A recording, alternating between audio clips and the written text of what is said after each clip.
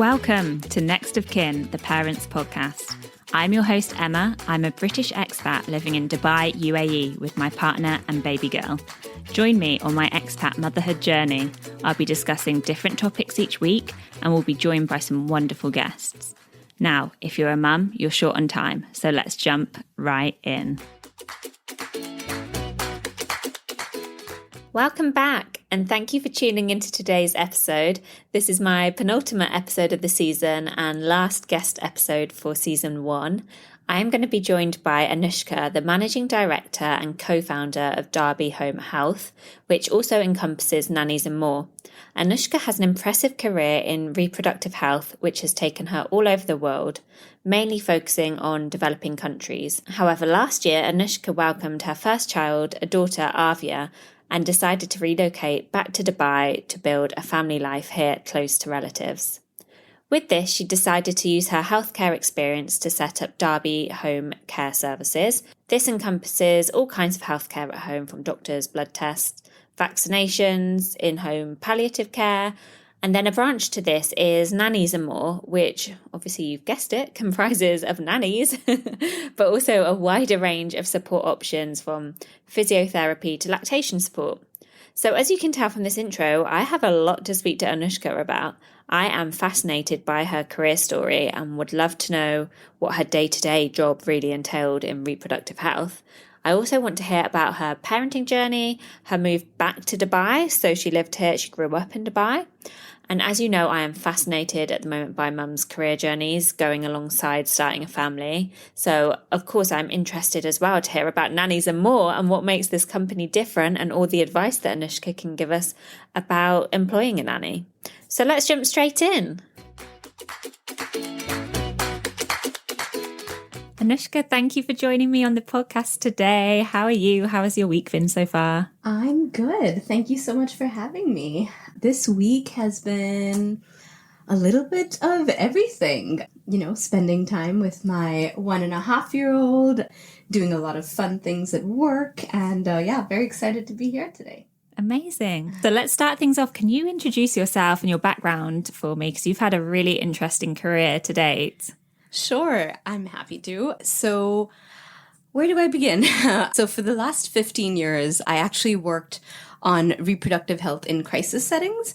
My background is in public health. And since becoming a mom, I decided that as much as I love that work, as passionate as I was about it, I, wanted to have a little bit of flexibility in my schedule and not be going to crisis zones every 2 weeks. So I embraced, a career shift and actually moved back to Dubai where I grew up earlier this year. And I am now an entrepreneur and the founder of Derby Home Healthcare and Nannies and More.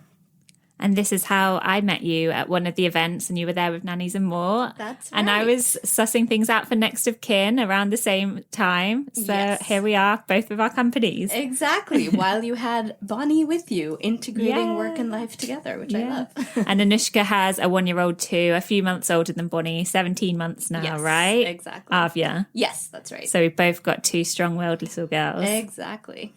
Now tell me about your previous career, because this is really interesting to me. Reproductive health, but what does that mean? What was your day-to-day? Yeah, sure. So first of all, reproductive health in crisis settings is basically, in any crisis, whether it's after an earthquake or during war, reproductive health needs continue, right? So first of all, we know that gender-based violence increases during crisis, which means that response to gender-based violence is needed. We also know that now the average amount of time to be a displaced person is 17 years or more. So people do continue to have sex. Yeah. And so you do continue to need access to family planning. We also know that amongst any displaced population, 4% of the population is going to be pregnant, and 15% of them are going to need medical intervention when giving birth for life-saving complications. So basically, my job was, number one, to advocate for ensuring enough attention and funding to reproductive health in these crises.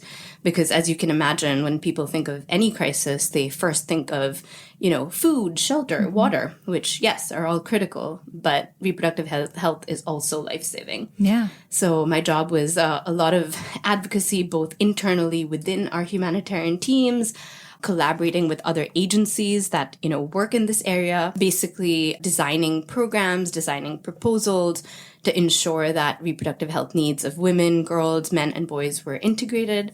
One area of passion for me was really adolescent sexual reproductive health. So, that transitional phase between childhood and adulthood. Adolescents, even in crisis, are curious, want to learn more.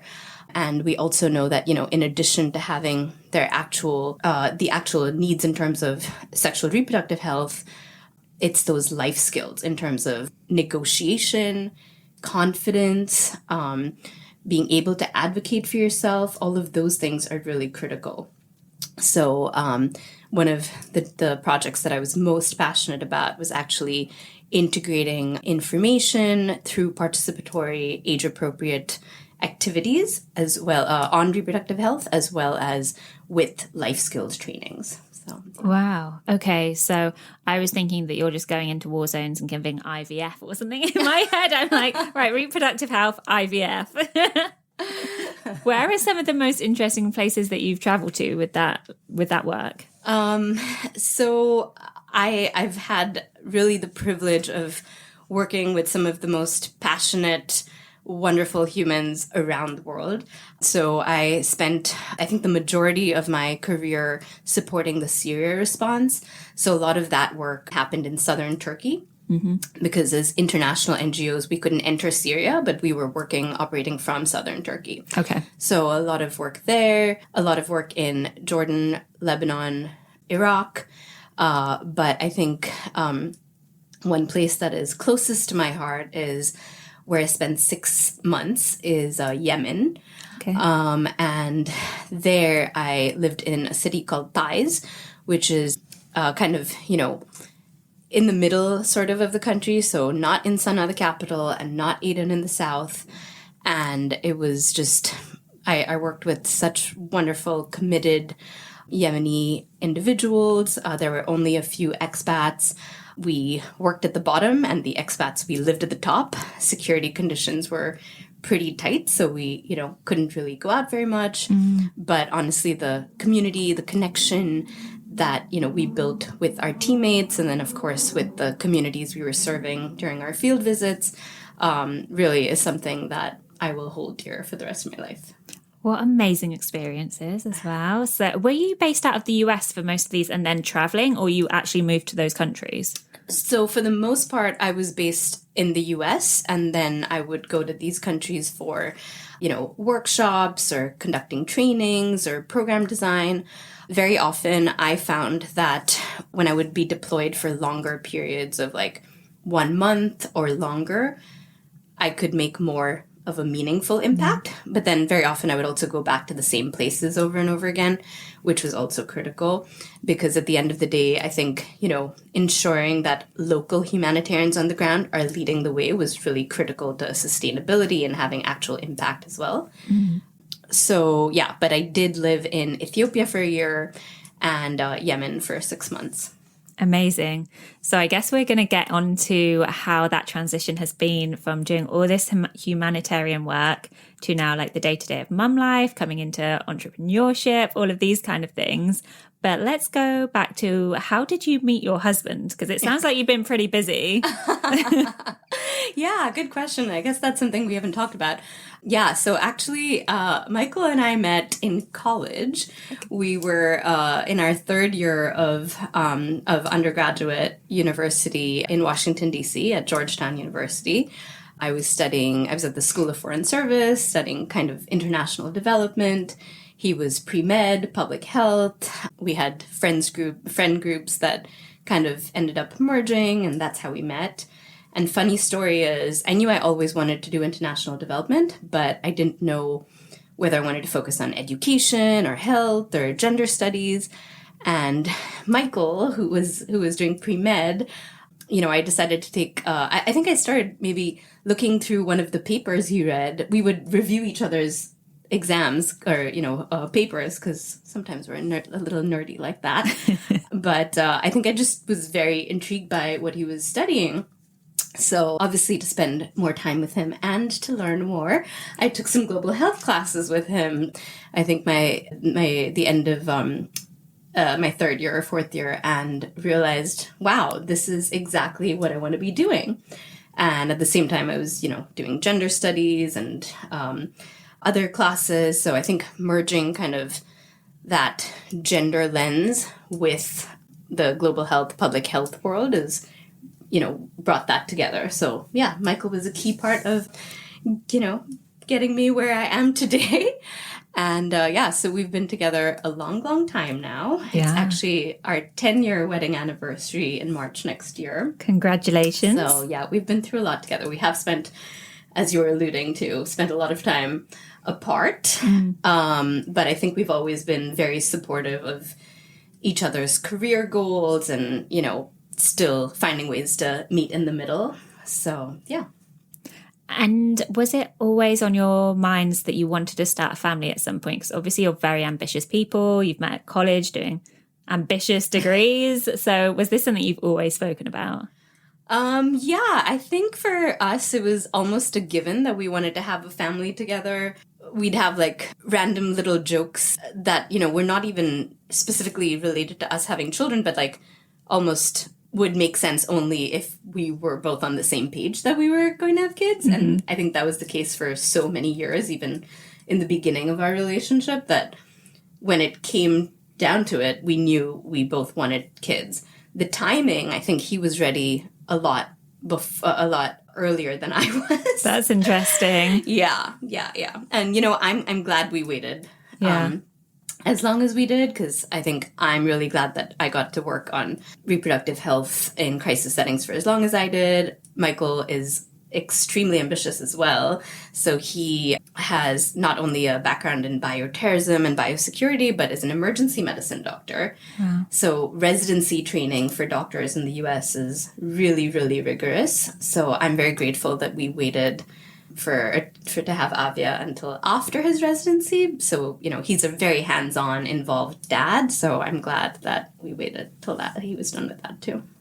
But for you, has it been a very big shift to go from, actually, I'm thinking now about the mundanity sometimes of routine in mum life compared to you coming up with strategies for places of conflict and being this really like entrepreneurial spirit to thinking, right, she needs to have a bath now because now she's going to get grouchy, and these kind of like the mundanities of mum life. Has that been strange for you?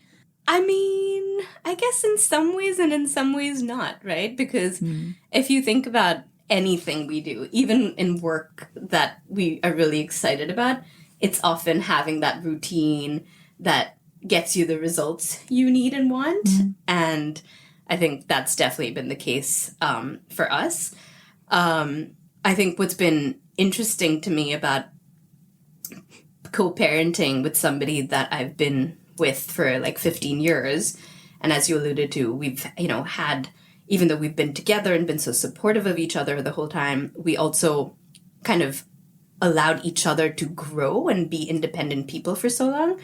And I think what was surprising to me, which I don't think we talk about as much in, parenting, co-parenting, is once Avia came into the picture, I realized that every decision I was making had to be a joint decision with Michael. And, that took a lot of getting used to be quite honest with you. Yeah, that's a really interesting point, actually. It's something that I now think about with Rich. Like beforehand, I moved to Dubai and obviously he was supportive, but he didn't even come with me to start with. And like now I have to think about the fact that I left my job, I started a business, and we even were talking in the car the other day about whether should I be literally a housewife or should I put Bonnie into nursery full time and go for this even more, or should I go back to work? And beforehand, that would all be for me to think about. Obviously you speak to them about it, but you don't expect them to actually really need to have that much input into the answer, if you know what I mean. So that is a really interesting point. Yeah. So now you are back in Dubai. I first want to hear about what it was like growing up in Dubai, because Anushka grew up here, and we've just been having a chat about this before we started this podcast. And I find it really kind of reassuring in a way that you've come back to Dubai to raise your child. And a lot of people will probably be thinking this as well, because we always think about, in a way that you wouldn't if you were just in your home country, say, whether you're in the right place to raise the children. So let's go back to the start and tell me how it was growing up in Dubai. Yeah. So we moved here in 1992. My dad was in the hotel industry, so he started working as a general manager or the food and beverage manager for a hotel here. My mom was a mom of two, but also was starting a small side business. So a side note is I think I get a lot of my entrepreneurial spirit from my parents. So kudos to them for that and many more things. But yeah, I mean, Dubai was a completely different place. You know, we lived in Bar Dubai for most of my time in Dubai. I still remember the first building that we lived in literally just had sand all around it. There were no roads there. And this was Bar Dubai. It wasn't like, middle of nowhere. And I mean, so many things were different. I don't even know where to begin. But I think, what I will say is that I grew up in a wonderful, very tight-knit Indian community, which, is really a special thing to be able to do outside of your home country. I got to go to an Indian school. I had Indian teachers, Indian friends. I learned so much about the history and culture, feel very, very tied to India. And so all of that was great.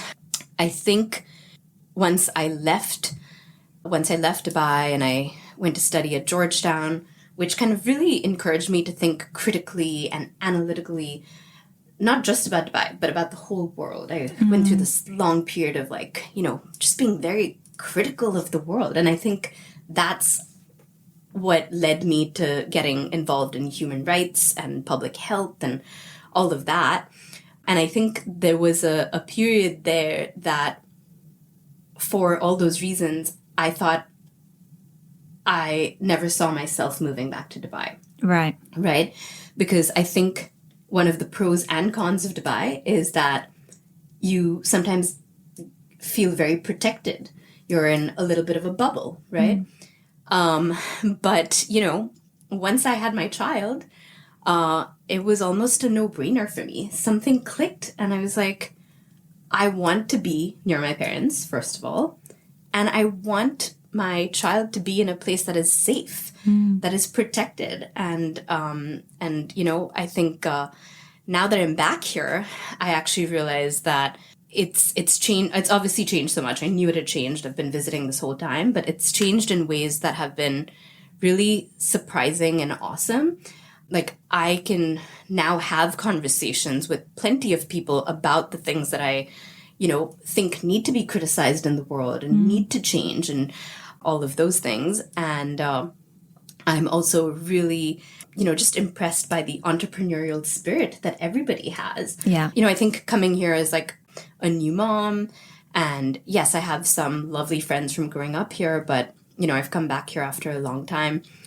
I didn't think it would be that easy to settle in so quickly, but I've been really grateful, whether it's been through work, meeting lovely people like you, or this group called Crunch Moms, which is a group for, it's mostly moms, but also just women who are interested in careers, but also having work-life balance.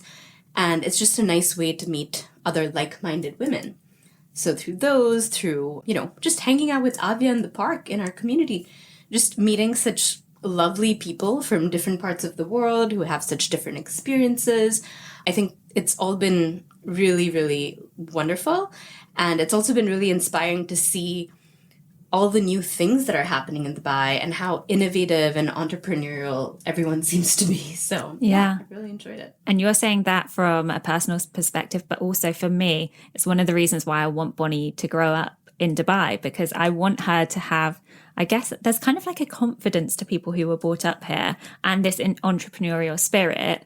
So what made you move into what you're doing now with your own business? I, initially wanted to move closer to my parents, have a little more flexibility in my life, but I also knew it was really important to me to continue to work.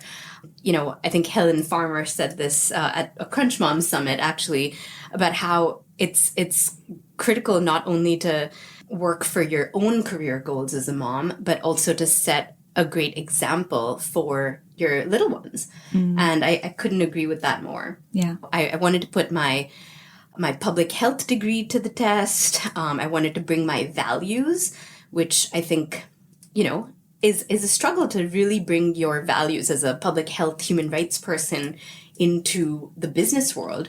But I see more and more businesses doing that, and that's really inspiring. So, so we launched Derby Home Healthcare, which is a home healthcare company, back in March. We do home nursing for elderly care. We do doctor on call. We do mother-child care. All of that was happening. As time went on, I think I was telling you this earlier, we started with 4 nannies as part of Derby Home Healthcare. But that was the area that started to grow. And also that was the area that I felt most passionate about.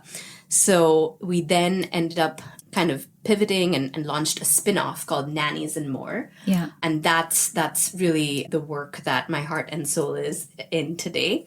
So we're hoping to be a one-stop shop to empower parenthood journeys, to have flexible solution for parents. What we do is we provide nannies or night nurses, lactation, feeding support, physiotherapy for moms, and where we've also just tied up with an early childhood development specialist. Okay. So that's what we're, trying to provide. But, I think, again, going back to like my public health values, I think as parents, I'm sure you can identify with this, we are often bombarded with so many different tips and sources of information. One thing that's important to me is to help busy parents navigate all of that information to figure out, okay, what is actually research-based? But even more important than that, what is right for you and your family? What are your values and what makes sense for you, right?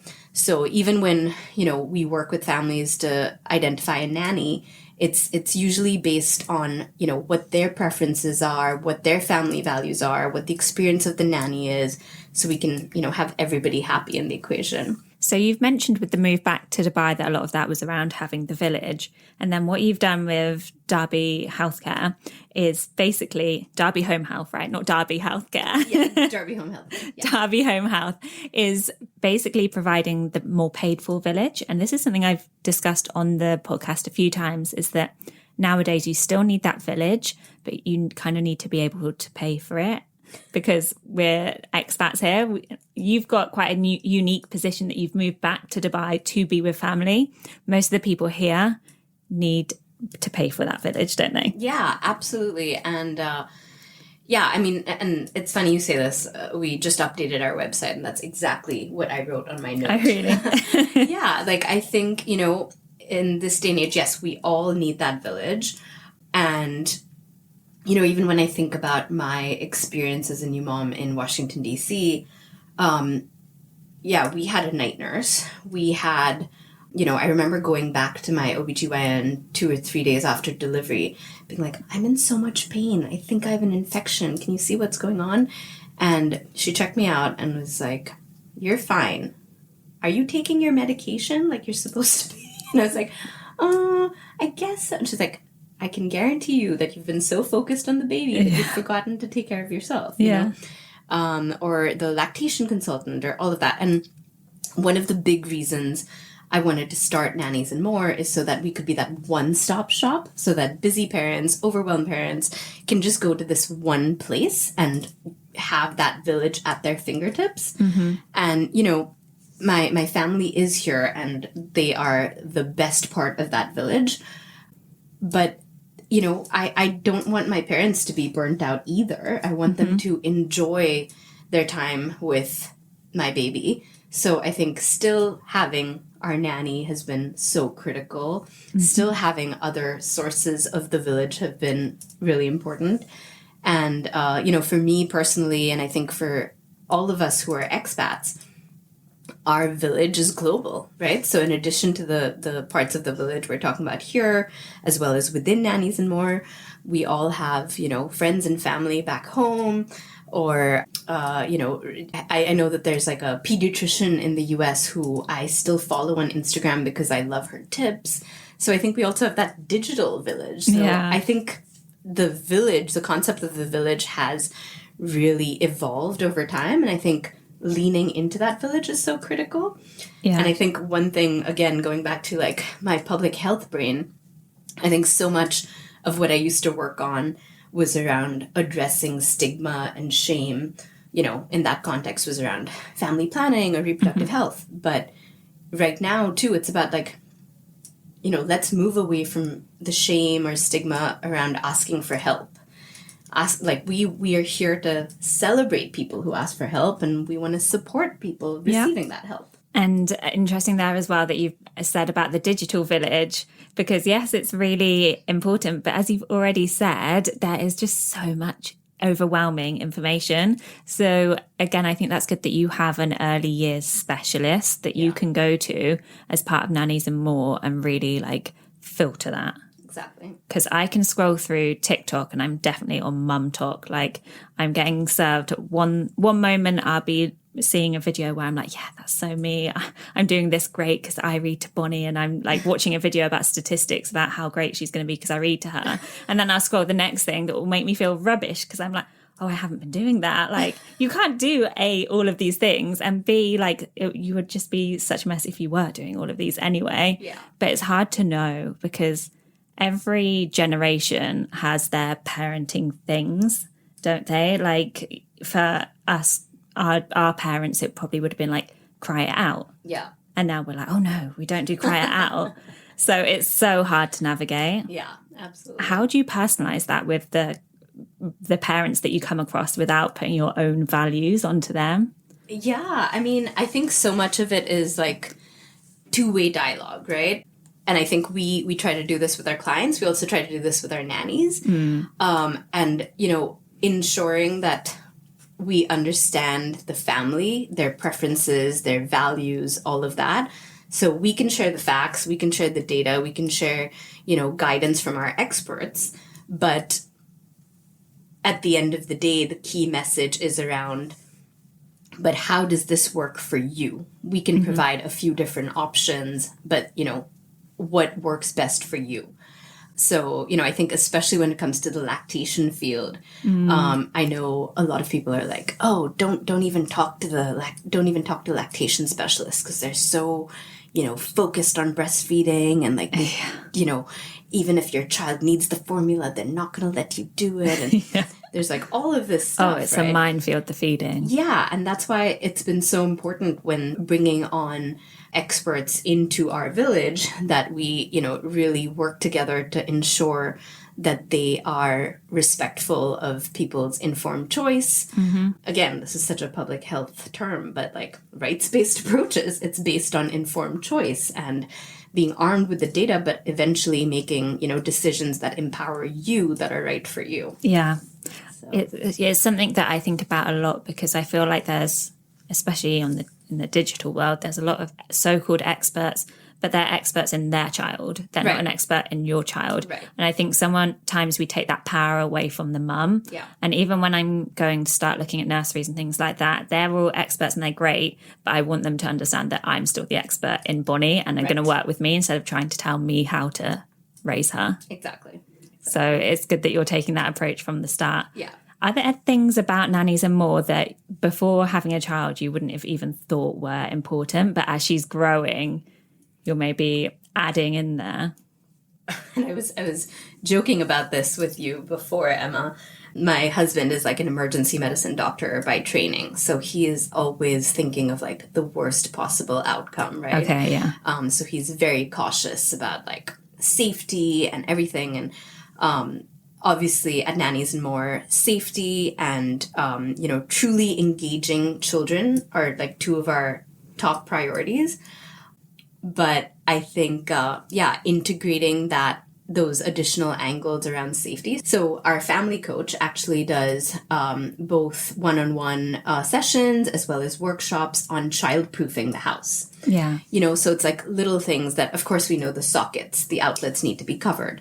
But like, things like hanging the strings for the blinds, hanging them up so that they're not hanging out while your kid's crawling, or just like thinking about all those different things so that you as a parent know that you have the checklist, know that you have it ready to go. So yeah, I think basically we just want to make sure that people have, flexible solutions at their fingertips. So I think realizing that, so when we brought on our nanny, we spent so much time orienting her to our ways of doing things. I think partly because Michael and I were so specific about how we do things, right? Yeah. And that made me think that's how every family is, right? We all want the best for our children. We all, like in Michael's case, maybe has done extra research, but like we all have our children's best intentions at heart and safety at heart. So we have basically designed our whole program to ensure that from the start, our care navigator goes to people's homes with the nannies to do an assessment to understand the preferences, the layout of the house, all, any key things that the family is really, feel strongly about, so that when the nanny goes to provide service for the first time, they already have that information. Yeah. I find this really interesting, actually, that approach to it, because trying to find a nanny by yourself is quite a minefield. Yeah. Because I've been through that process of going through the interviews and everything, and I found it super difficult, and I felt like I was kind of taking a stab in the dark at the end. Yeah. Whereas you've got such a more strategic approach to it, and you can see what nanny you think is going to fit the family as well, from like an outsider's perspective as well. Exactly. And, we also see that, and on that note, actually, we also obviously take on the visa, the insurance, the liability, or if your nanny is sick or is on leave, like, if you're working with the agency, we would obviously send a replacement. Yeah. So you wouldn't have to worry about that. And the other thing that, we've seen in Dubai, where you have expats from all around the world, everybody has different cultural preferences, and, so many people are not used to having a nanny in their house all day, for example. So we have, certain clients, like one woman from Italy, for example, who told me that she really appreciates our flexibility to have like a contract for, 150 hours each month. Yeah. We just send the nanny based on her work schedule for that week, because she obviously wants to adjust her work so that she can maximize time with her child. Yeah. But she also knows she has to work. So, we work with the family to meet them where they are, to, create flexible solutions. We provide services for, people visiting from out of town. So we really try to have like a flexible approach. That flexibility is key at the moment, isn't it? What about for families if they're going away for long periods over summer? Is that something that you can account for as well? Yeah, that's a good question. So yeah, we are very open to having our nannies be like travel nannies. Sorry, was your question if the nanny could travel with them? Yeah, or can you just not have a nanny over summer? Yeah, absolutely. So if you have a contract with us, and you say that you want a nanny for only 9 months of the year, and not for, months July to September, then that's fine, because that's on us, right? And it's not something they're going to have to be thinking about. Like you say, with the travel as well, I wouldn't even know where to start with the red tape of getting my nanny to travel.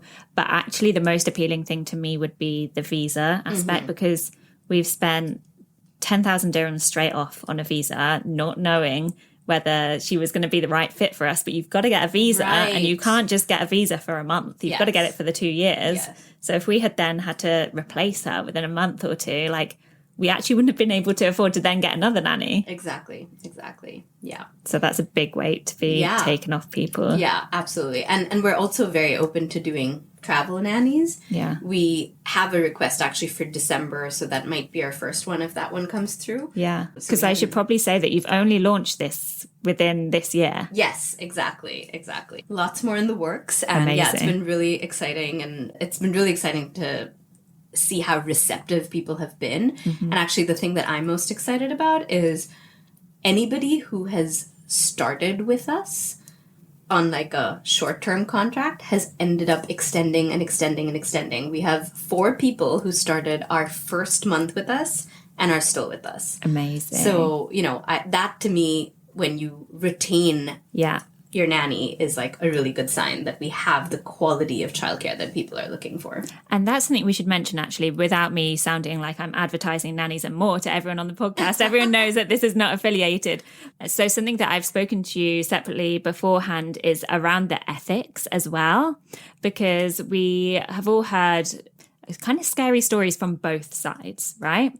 And so with your background, and you are very caring by nature, you care about not only the families, but the nannies. And that's really important to me, but it feels like a really hard thing for an individual to navigate. So how do you ensure that the nannies are cared for?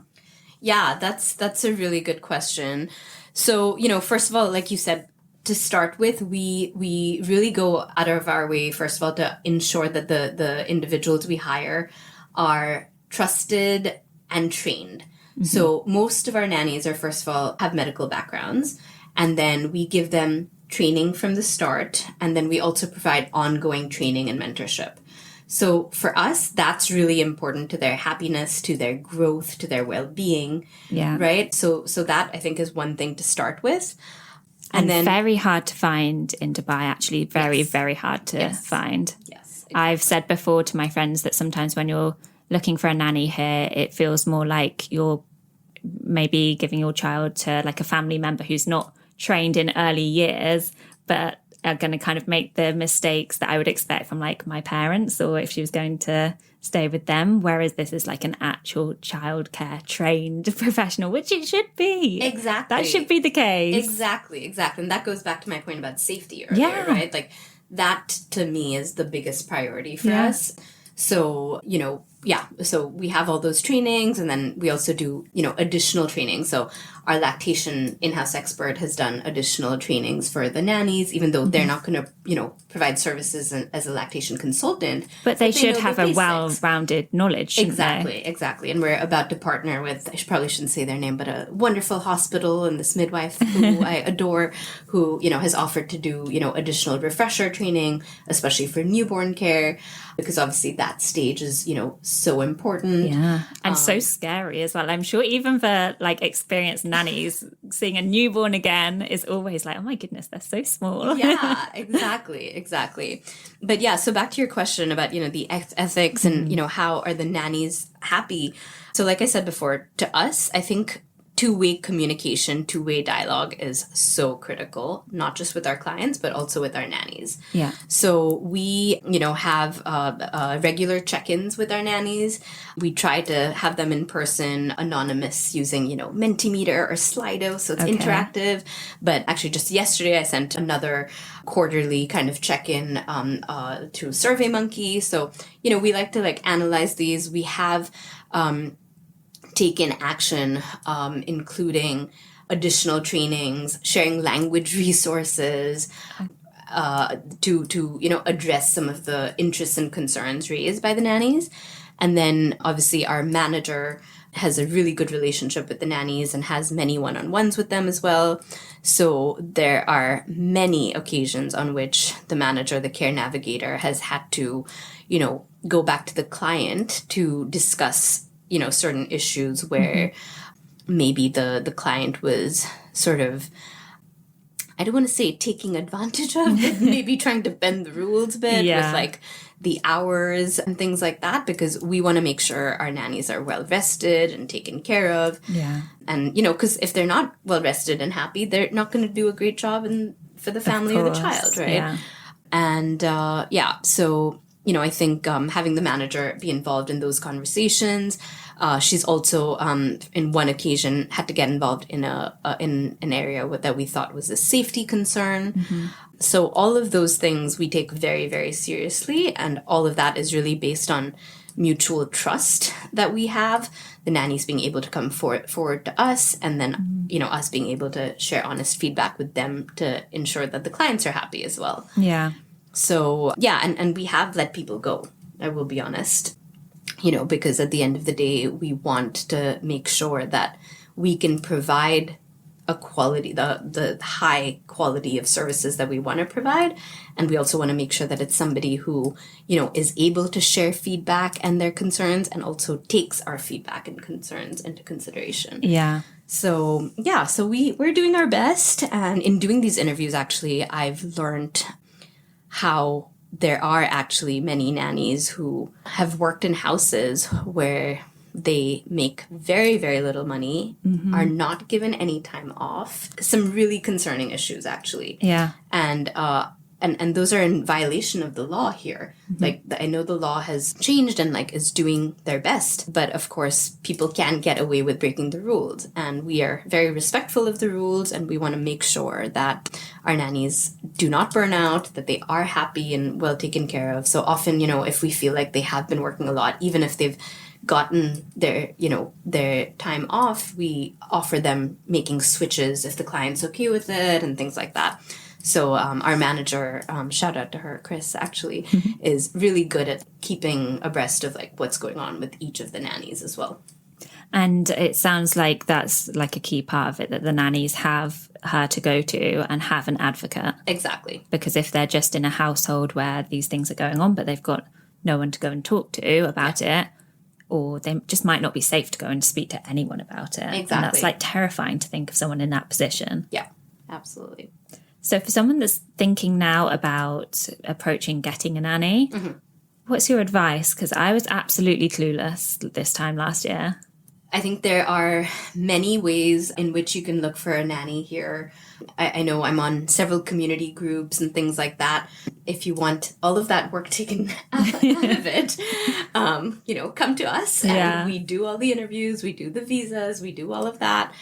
I think, we actually just put an article up on our website, things to consider when you're choosing your nanny. Okay, I'll link that in the show notes then, because that would be interesting. Yeah, that might be useful. So, just certain things a lot of it is related to what we've talked about today. Yeah. But first of all, identifying what your family values are and what you're actually looking for, sharing that information with the nanny and being very honest about what you're looking for, and really understanding their experience and their values. Do you know what? That's a good point of thinking about what you want before they actually start and setting those expectations from the start. Exactly. Because every time a national holiday comes up, you see on the mum groups people saying, so are the nannies meant to have today off or not? And I'm like, yes, mine has it off. And yes, we've always said that's the way it's going to be. Exactly. So actually thinking through all of those points as if you're an employer, because people sometimes forget that you're employing someone and you should expect that as an employee to know,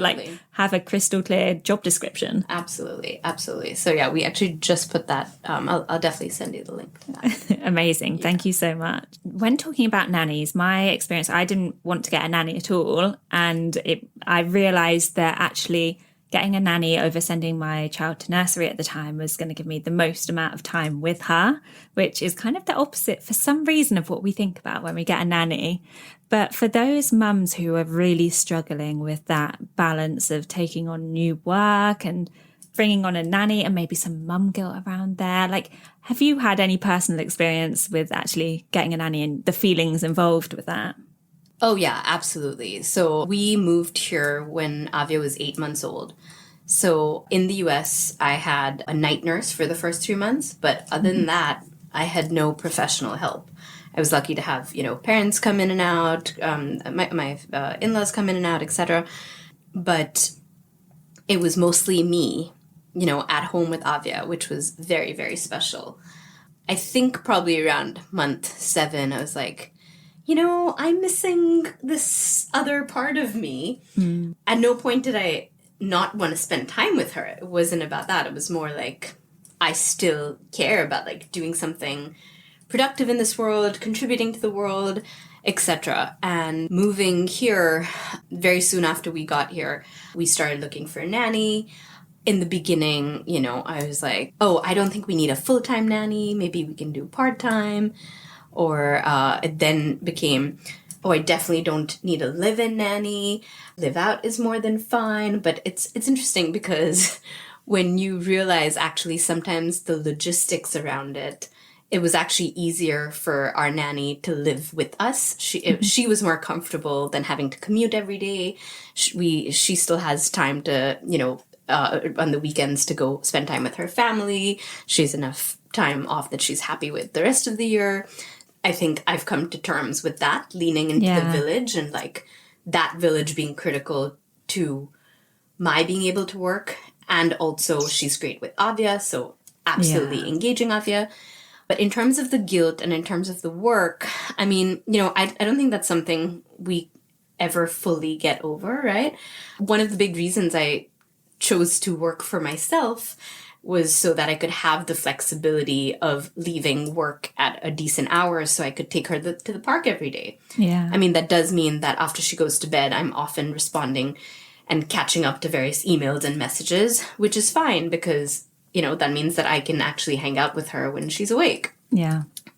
But I think, you know, the broader thing that I've learned in this last year or two is I think people talk about different chapters, different seasons of your life, right? And like everything's temporary. And this stage of Avia being 17 months old and saying new words every day and being just so fun and wonderful to hang out with and funny. She's funny. She's like a funny little smart, curious person. And, you know, I really just genuinely enjoy hanging out with her. So I think, you know, I want to spend this time with her. Yeah. And, but I also really care about what I'm doing. And I love that I'm able to bring my values into the business world and hopefully make the lives of other parents easier too. Yeah. Reminding myself of that, I think that's helpful. There are some days where I think, you know, especially with everything going on in Palestine right now, I often think, oh, if I were still at my former job, would I be contributing to providing access to life-saving services for displaced populations right now? I have that thought. You know, I'm not going to lie, I think about that often. But, you know, I think going back to the chapters or seasons, I think I remind myself that, like, this is what is right for me right now and for my family. And, you know, there might be a point in time where I go back to my former career, or maybe there's something that I find that's like, that combines what I'm doing right now with what I was doing previously. You can make a difference in a whole host of different ways. Exactly. So, but there's always that mum girl, isn't there? Always, it's just part of the identity now, isn't there? Yeah. Amazing. Well, Anushka, thanks so much for joining me on the podcast. It's been so good to speak to you. And how can my listeners find you? Oh, yeah. And first of all, thank you for having me. It's no so problem. Fun. Yeah, Emma and I have been trying to get together for months literally now. Since September, I think. Yeah, so this has been great. We will still finally do that play date with Bonnie and Abdia. Yes. But yeah, so you can follow us on Nannies and More UAE on Instagram or our website, nanniesandmore.ae. Perfect. Thank you so much. Thank you to everyone for listening. Thank you so much.